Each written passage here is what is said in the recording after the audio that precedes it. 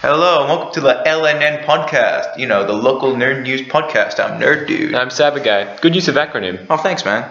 Yes, this is the fourth take. Fourth take. Yeah, we stuffed up a lot.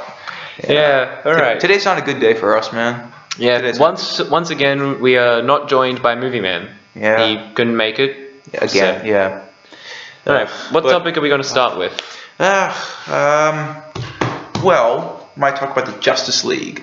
Alright. So, after the sad departure of Zack Snyder from the movie, we got Joss Whedon, who's... I'm pretty sure we talked about this in our last episode, so check that out.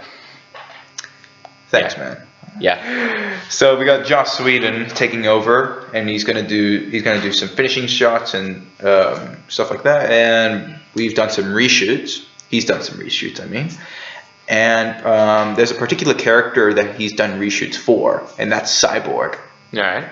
So apparently, Joe Morton, who you might know as the creator of Skynet.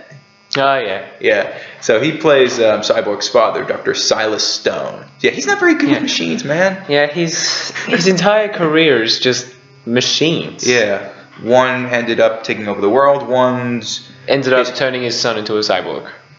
All right.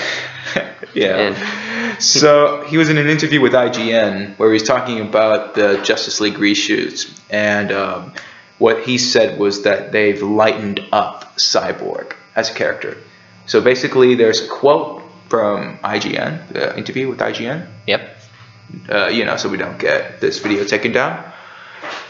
Always reference. Always reference, man. I know that with Ray, the young man who plays Victor, there were some adjustments that they made in terms of the tone of that character. I think what I heard was that there was a need from the studio to lighten up the film in a way, that the film felt too dark. I don't know what that meant in terms of how it actually got translated in terms of the reshoots, but that's what I heard. That's what I thought some of the reshoots were about. Alright, so pretty much what they're saying is the movie was a little too dark for their liking. They're trying to brighten it up, and they're trying to step away from Batman v Superman and the entire tone of that movie. Yep, exactly. So they're going to try to do the new DCEU, the lighter DCEU, with the failed start of Suicide Squad being a little light and a little dark. Yeah, it was half-half. And the spiritual tone shift of Wonder Woman. Not first, because, she's the second movie.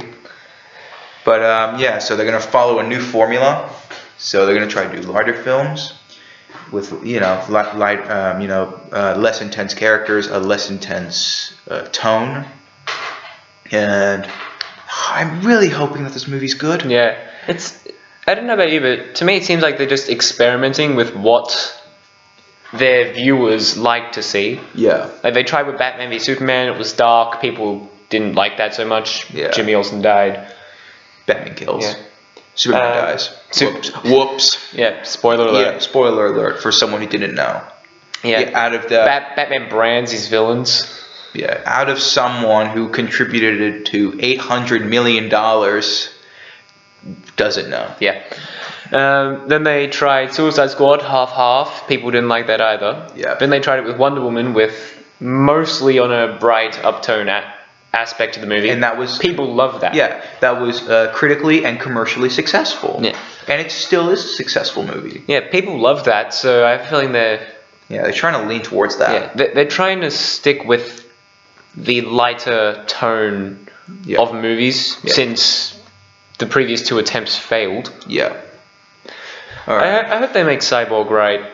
Yeah. Not the one after Grid left his body in the comic books. He was just thin. Oh, come on, man. I want him to be like Tank. He needs to be a tank. Maybe you should be Nerd Dude. You rage more. Yes. But no. Yeah. I was reading some comments on a couple of YouTube videos, and there's this one comment that said he has to say Boo-Yah once. He has to. Yeah. And then all the comments afterward, all the replies afterwards were just Boo-Yah. He needs to say Boo-Yah at least once. Yeah, at least once. Not like Boo-Yah, but more like Boo-Yah. Like cool, man. It doesn't have to be a major part of the movie. It just has to be subtle. Just put it in the movie. Yeah. And alright. So hopefully that does well. And speaking of the reshoots, continuing on with the reshoots, we got Ben Affleck talking about the movie with EW, Entertainment Weekly. And this is a quote. It's a little bit unorthodox. Zach had a family tragedy and stepped off, which was horrible. For the movie, the best person we could have possibly found was Joss. We got really lucky that he stepped in. And he went on to describe Justice League as, quote, an interesting product of two directors, both with kind of unique visions, both with really strong takes. I've never had that experience before making a movie. I have to say I really love working with Zach, and I really love the stuff we've done with Joss. Okay, now this scares me a little bit because he said it's a little bit unorthodox, which is pretty alright. It's pretty unorthodox is okay. Yeah, but then he said an interesting product of two directors, both with kind of unique visions, both with really strong takes. I see where you're coming from when you say you're a bit scared of what the outcome's going to be. The movie could split into two different short movies. Films. Yeah, two movies, one title. Yeah, two visions, one title. Yeah. It has the potential to be excellent, but it has the potential to just fall to pieces. Yeah, because what I've analyzed, what I mean by analyzed, I mean lack thereof. Yeah. From these two directors, I've noticed that Zack Snyder uses a dark, vibrant tone in his movies, and Joss Whedon uses a light. Trying to find another adjective. Yeah. The troubles of trying to find adjectives. Yeah. A light, real tone. And what I mean by real, like you see the Avengers and you think that takes place in the real world. It's realistic. Yeah, because he uses real locations, uses vibrant colors, it uses a light atmosphere. Plus, not to mention, a lot of Marvel takes place within the real world. Yeah, exactly. So with someone who's worked with a movie franchise using real locations, and someone using a dark tone with fictional locations, and merge those two visions into one movie, that could be a disaster. It could be, but it could also be, it could be maybe a good, it could be a good movie. Yes. Not the best, but a good movie. Yeah. That's the thing. It reminds me of a situation similar to Schrodinger's cat. It has the potential to be good and bad, but you don't know until you've seen it. But in the case of Schrodinger's cat, the cat is both alive and dead until you open the box. Okay, so Justice League is good and bad. Yeah, it's simultaneously good and bad until we watch it. Until we watch it. We can't judge it yet. We can't judge it yet because we judged Ben Affleck. And he was awesome. People were worried about Ben Affleck, and he's arguably one of, if not the best Batman. Yes. Batman. So, can't wait.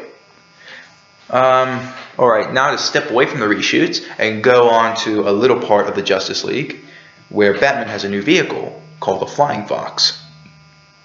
Yeah, I know. Yeah, it's not Bat related. It's not Bat related. So there's concept art. There's been concept art released online about the Flying Fox, and it's by the concept artist Patrick Tatopoulos. Right. Greek man. You can always tell if it's a Greek. Yeah, ends with an S. All right. So when talking about when talking about this with Entertainment Weekly, it's always Entertainment Weekly. Yeah. It's never like it's never like just an Entertainment Tonight or something like that. There always seems to be one or two major people who get all the interviews, and everyone else just gets the scraps. Yeah. All right. So apparently he said that it could hold up to 3 Batmobiles, but that seems like a little too many Batmobiles. One too many. Yeah. 3? Why does he need 3 for? Oh, why does he need But why does he need 3 at the one time? Is Aquaman and Cyborg going to drive it, or are 2 of them going to be destroyed? Well, funny enough, in the new Justice League trailer, Cyborg actually controls the Flying Fox with his cybernetics. Yeah, well, he can do that. Yeah. He's Cyborg. And apparently he knows who apparently he knows who Alfred is. I'm sorry, man. I'm sorry, guys. It's not a very good day for me. Yeah. So apparently he knows Alfred, but Alfred doesn't know him. I would be surprised if people didn't know Alfred or Bruce Wayne, considering that they're pretty much famous. Yeah. Well, Bruce is. Alfred maybe not so much. All right. So during this interview with Entertainment Weekly, he said that this is the Flying Fox is 3 stories. It has a 3-story interior, and this is a quote. This is a quote now. The bottom part of the jet is a huge cargo bay, which the Batmobile sits in. The second floor is a cultural center with computer terminals. The 3rd story is the cockpit. Whatever floor you are on, you can see 2 stories. Or you can see the other 2 stories. Yeah. So that's pretty big. That's a pretty big. Yeah, that's pretty big. Yeah, it's almost like a double-decker bus with another bus on top. Although, considering that it's Batman, it'd probably be bigger than that. Why does he need 3 stories? Well, I know he's Batman, but... Well, that reminds me something about Batman that we actually found out before starting this recording. Yeah. As of today, Batman is a metahuman. Yeah. Well, you found out. Yeah. I knew for a while. Yeah. Like, why? Yeah. But that's a topic for another episode. Or that's a topic never to discuss. Yeah. Ever. Until they make him back to normal human. Yeah. All right. So I had the courtesy of getting a photo from Entertainment Weekly. Well, not from Entertainment Weekly. Physically, but not like, yo, here you go. We're Entertainment Weekly. Here's our photo. More like via the internet. Via the internet. From the internet. No, via. Yeah, just ignore that. You ready, man? All right. 1, 2, 3. Oh dear God. Yeah, it's huge, man. Look at it. It's massive, but it doesn't look massive. It also seems like he has 1 in the background. Oh yeah. I need to make sure to put this image put this up on the screen. Yeah, and this is really where you're gonna get screwed, and where Batman's gonna get screwed, as to people are gonna find out who he is. What does that read? Wayne Enterprises. It says Wayne Enterprises. Oh, God. Okay. Batman. If you're going to create something that's going to be that big and that noticeable, put the Wayne Enterprises on the inside, or just don't have it at all.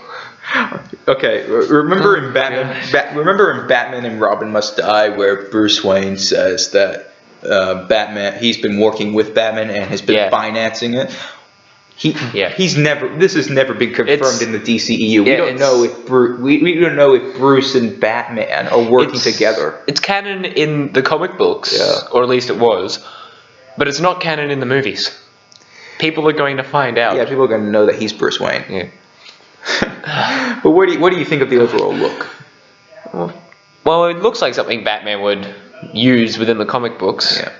As I said before, it looks way too big for its purpose. How the hell are you supposed to fit 3 Batmobiles in there? Oh yeah, you might not know. Actually, you will not know this because you don't watch trailers. Yeah.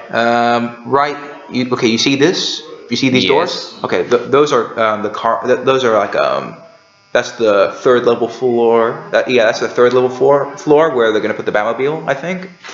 And in one of the Justice League trailers, the door opens and you can see all the Justice League members there. No Superman. Because he's dead. Yeah, just these 5. Yeah, Flash, Wonder Woman, Aquaman, Cyborg, Batman. Just walk out of there. Really cool. But yeah. One thing I am surprised about, just with the Justice League, just as a side note, no Martian Manhunter. Yeah. Yeah, but anyway. Yeah, but yeah, it looks pretty alright, I guess. Yeah, the Wayne. Yeah, Wayne. It's a major giveaway. That'd be a hilarious way for him to lose his secret identity. Yeah. All right. So from what we can see from this concept art, we know that these doors open up to the third, the cargo floor. That area there, the second one. Yeah, this second area right here, right below the Wayne. Right below the Wayne, is could be the cultural floor, and this red glass here. I wish we can just show them where our mouse is going, but I'll have to edit circles about where we were looking. Yeah, so this red here, that's I think the cockpit.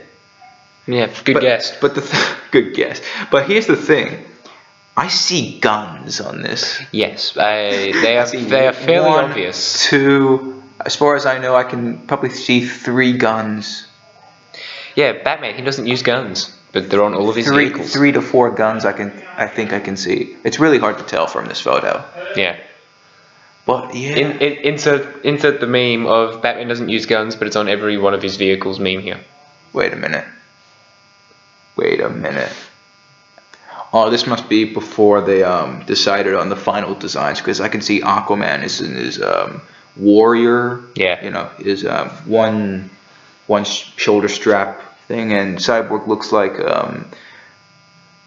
his first concept art where he's like mostly man and less machine. Yeah, this has to be before. Yeah, the Flash just looks like a blur. It looks like a blur, so we can't criticize. Yeah, but it's a concept art. It's someone drew this. It's probably going to look better in the movie, so we just have to wait and see. Yeah, but I think it's pretty alright. Well, in the Justice League, didn't they have Henry Cavill reshoot a bunch of things as well? Oh yeah, they did. For all of you who don't know, which you probably will because you don't listen to this and you listen to other videos.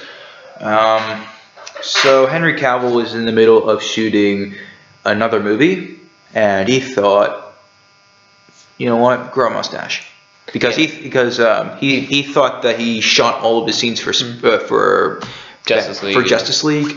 And he was done, so he grew a mustache, and now, because of the reshoot, he was called back, and he can't shave off his mustache. So what Warner Brothers is going to do is that they're going to spend lots of money, millions of dollars, digitally removing Henry Cavill's mustache. And apparently I heard this from somewhere. Apparently I heard this from an unrememberable source. Unrememberable, not untitled, which is pretty close. Yeah. But anyway, apparently Warner Brothers gave Joss Whedon an extra $25 million for reshoots. They're gonna waste it all on that mustache. Just to get rid of his mustache. Just think about it. The greatest cinematic loss in history. Yeah. I said this when I found out earlier. It's going to be Green Lantern all over again. CGI. But it's going to be weird because rubber upper lip. Yeah. He'll look normal up until the upper lip. Yeah, just don't zoom in like General Tarkin from... don't lean in to get a better look. It'll appear strange. If you zoom in, you're just going to go, ugh. Yeah, no. Rubber lip. It's like Plastic Man. Alright, so reshoots, Flying Fox. Pretty alright stuff, pretty divisive in my opinion, but we'll just see how that goes. Alright, so that's it for Justice League reshoots. Yeah, and Flying Fox news. Yeah, and the Flying Fox. Once again, it's an odd name. Yeah, odd name. It should be called the Bat. You just straight up the Bat. The Bat. It doesn't look like a bat. It looks more like I don't even know what it looks like. Anyway, but speaking about... I just realized something. So apparently in the Justice League Comic-Con trailer, there was this theory that Green Lantern is in the movie. I hope he is. Because there's apparently one scene where there's this green light falling from the sky. But looking at the Flying Fox concept art... Just go back to that. I think it could be coming off the Flying Fox, because it looks we can't see the back, but from what I've seen from the trailer, it actually looks a lot like the shape. Yeah. Well, something that could happen is that could fall from the sky and then Green Lantern catches it or something. No, Green Lantern's in the movie, but it's not Hal Jordan. It's someone else with a funny name. But there's still Green Lantern because it's confirmed in the trailer. Yeah. There's no one here to save you. No lanterns. No. Anyway. Yeah. So okay. Anyway, back to what you were saying. Speaking about the Justice League, this is probably a good time to mention the new Batman movie that's coming out, animated, Batman vs. Two-Face. Heck yeah. Yeah. Unfortunately, this is Adam West's last movie because... as far as we know. Because we don't know if he's done anything else. As far as we're concerned, we don't know if he recorded any more before he died. Speaking of which, we missed that on the last episode. Yeah. So... apologies for that. Apologies, and we pay our respects to the great Adam West, who brought many children laughs,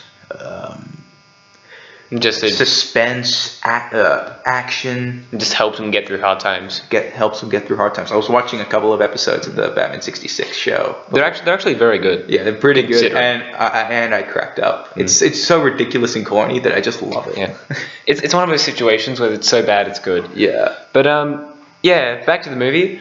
This movie, Batman vs. Two-Face, it'll include the villains Joker and Penguin as well as Two-Face. So it'll be very similar to the last one because it was Penguin, Joker, Two-Face, and Catwoman. So no, there doesn't seem to be Catwoman in this movie. Actually, I think there is. Yeah, there might be. I saw the trailer, and it's all the rogues from the '66, even Mr. Freeze and Egghead. So it's all these villains, all the '66 villains, but they're introducing Two-Face, and guess who's playing him? Well, I know who's playing him. Just leave. We're going to give you a couple of seconds. Put it down in the comments below who you think it is. Well, we're going to tell you anyway, so there's no point in putting it in the comments section below. Alright, anyway. Ready? Okay, I'm going to count to 3. I'm going to do it. William Shatner. Yeah. So, as far as we know, this movie is... the final one Adam West recorded. He could have recorded more. We said that before. At least one more afterwards. Yeah, at least. He could have recorded them in bulk. We don't know that. Yeah. Burt Ward's in there as Robin. Yep. So glad they didn't find a different Robin. Yeah. Adam West, obviously Batman. Yeah. William Shatner, Two-Face, as we mentioned before. I'm assuming the same actors will appear for everyone playing the characters in the last movie. Yeah.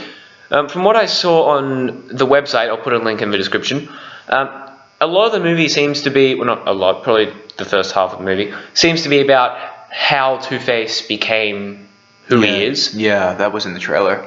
Yeah, so... but apparently it's not the vat of acid. Apparently, I think it's like gas. Yeah, that's the part I'm getting to. Yeah. A vat of acid was thrown on half of Two-Face's face because Batman blocked the other half with his cape. Yeah. But Two-Face keeps playing it over and over in his head and ends up completely changing it. So it might be gas, it might be something different, but he creates a different scenario, which then causes him to use the coin. Yeah. I don't know what the other halves are going to be about, but I think this movie is going to be fairly good, depending on if they do it right or not. Hopefully they do it right. Yeah. So... that seems to be it for Adam West and Batman vs. Two-Face. And again, we pay our respects to the great Adam West. Yeah. Pay respects. Alright. Alright. Should we just stick with the Batman theme, or should we move to something different probably move somewhere different, because we're we're coming off as Batman fanboys.